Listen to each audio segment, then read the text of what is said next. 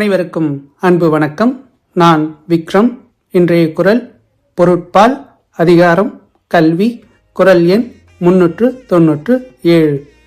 யாதானும் நாடாமல் ஊறாமல் என் ஒருவன் சாத்துணையும் கல்லாதவாறு. திருவள்ளுவர் ஒரு கருத்தை சொல்லி இந்த குறளை நிறைவு செய்யல. அதுக்கு பதிலா வாழ்க்கையின் நடுவுல ஒரு கேள்வி எழுப்புறாரு.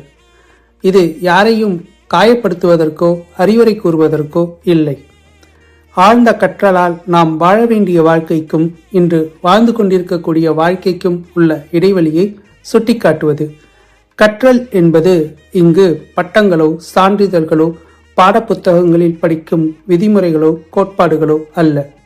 சூழல், மனிதர்கள், நடைமுறைகள் ஆகியவற்றை மேலோட்டமாக இல்லாமல் அடித்தளத்திலிருந்து ஆழமாக கற்பது.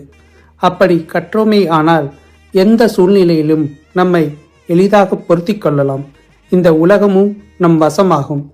எந்த நாடும் நம் சொந்த நாடாகும், எந்த ஊரும் நம் சொந்த ஊராகும்.